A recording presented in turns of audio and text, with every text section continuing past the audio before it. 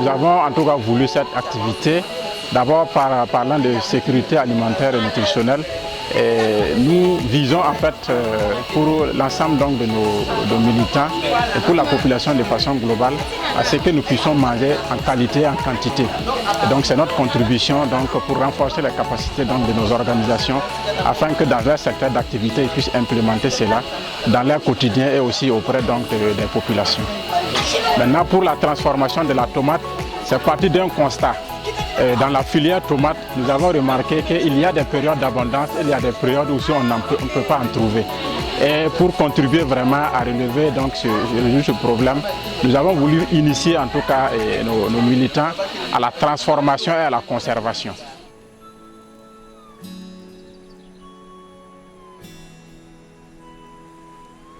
Nous avons été invités par la coordination nationale pour animer ce thème, sécurité alimentaire et nutritionnelle, au regard des réalités que vivent les populations burkinabées. Et nous, étant une structure syndicale qui est toujours invitée au combat sur le terrain, il faut bien manger pour pouvoir affronter le combat. Donc il était nécessaire pour nous d'outiller les camarades militants, membres de la coordination UTA Burkina, sur la notion de la sécurité alimentaire et nutritionnelle. Alors les modules que nous avons déroulés sont en plusieurs phases.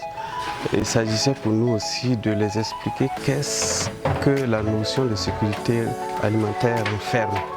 Voilà, selon la définition de la FAO, c'est permettre à toute personne d'avoir des aliments en quantité, un accès à tout moment pour pouvoir avoir une vie saine et active.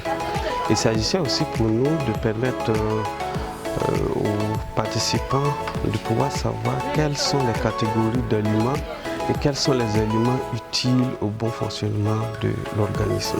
Je suis la promotrice de Divine Agro, qui est une entreprise qui est dans la transformation des fruits, des légumes et des produits forestiers non liés. Nous avons beaucoup travaillé sur la tomate. Parce que la tomate, c'est comme ce qu'il avait dit, c'est une denrée hautement périssable. À une certaine période de l'année, on voit que la tomate est abondante partout. Et tant qu'on n'arrive pas à transformer et conserver ces tomates, ça devient un problème pour le producteur. Donc nous avons travaillé sur les techniques de fabrication d'au moins 3 produits, à savoir la purée de tomate, il y a la tomate découpée et la purée de tomate transformée en 2 manières. Parce que nous transformons ici avec une machine, mais si tout le monde n'a pas la machine, ceux qui ont déjà un mixeur peuvent faire la transformation aussi à leur niveau. Donc nous allons voir ces procédés-là, les différents procédés. Si il faut dire que c'est les militants des 7 syndicats affiliés à l'UTA qui sont tous des organisations de l'agroalimentaire. Et parmi nous, il y a effectivement des maraîchers, et comme on parle de tomates, il y a des maraîchers qui sont dans la production. Également, il y en a qui se lancent dans la transformation. Donc c'est bon de renforcer la capacité pour que ce soit une chaîne continue. De sorte que la production ait puis en tout cas une suite. Si on produit, il n'y a pas de transformation et de conservation, et vraiment c'est une préoccupation. Donc c'est vraiment une chaîne complète que nous voulons établir. Je suis vraiment dans la joie d'avoir participé à cette formation, qui est vraiment trop rentable.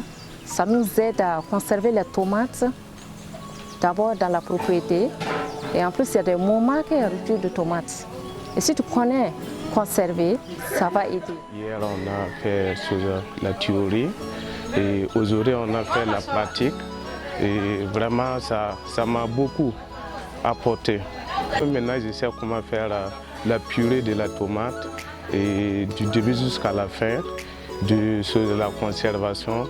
Donc voilà, ça m'a beaucoup apporté. Cette compétence, d'abord dans ma famille, ça va me permettre de faire des économies. Pendant les tomates là, je pourrais acheter des tomates, les transformer et puis conserver durant toute l'année.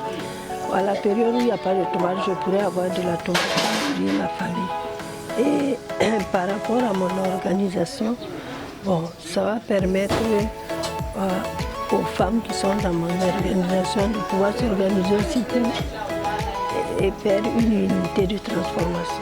L'objectif de l'UTA, c'est de permettre aux organisations elles-mêmes de pouvoir s'organiser et apporter donc notre contribution pour en tout cas relever les difficultés qui ont fait connaître la filière tomate au niveau du Burkina Faso.